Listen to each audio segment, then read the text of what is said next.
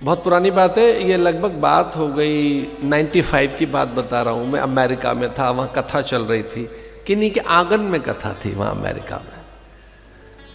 वहाँ को एक सज्जन हमें मिलने आए थे और वो कहने लगे कि हमारा हृदय ठीक हो गया है। एक्चुअली हम हार्ट पेशेंट थे और किसी ने कहा गोपी गीत गाने से हार्ट ठीक हो जाता है। तो मैंने कहा क्या हुआ? बोले हम ठीक हो गए। मैंने धीरे से कहा हृदय ठीक हो जाता है। हृदय के भाव, पर उनमें विश्वास था कि वो तो हार्ट पेशेंट थे। हृदय के भाव ठीक होते हैं, मनोभाव, मलिनता जाती है। और वहां मुझे काफी साधक ऐसे मिले जिन्हें ये कंठस्थ था गोपी गीत काफी। एक से पूछा कि ये गोपी गीत कंठस्थ क्यों है? तो किसी ने कहा इसके सुनने से, सुनाने से, इसके पाठ करने से लक्ष्मी घर में से कभी नहीं जाती। तो हमने कहा पाठ किसके लिए? बोले कर तो लक्ष्मी कोई पकड़ने के लिए रहे, सांवरा रीझ जाए बात अलग है। सांवरा भी रीझ जाए पर तो लक्ष्मी के लिए है।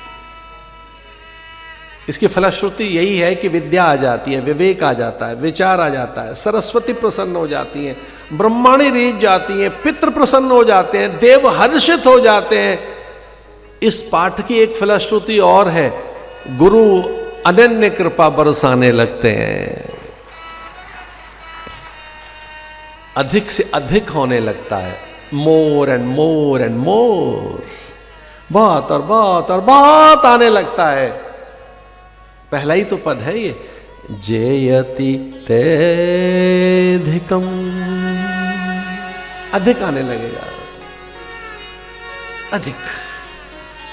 श्री, विद्या, विभूति, वैभव, आपकी वाग्मिता, ये जो बोल रहे हैं आप, ये पवित्र हो जाए। जो आप कर रहे हैं उसमें कलात्मक होगा, आपके करने में कलाएं आ जाएंगी, आप में विद्या उतरने लगेगी, आप में सद्गुण आ जाएंगे, आप सर्वथा योग्य बन जाएंगे।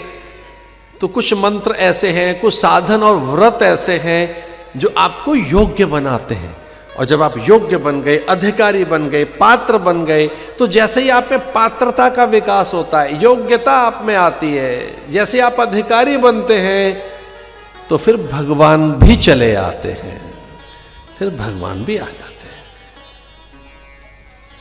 अधिकारी बन गए आप, पात्र बन गए आप, योग्य बन गए, सर्वथा आप शुद्ध हो गए। तो भक्ति किसे कहते हैं?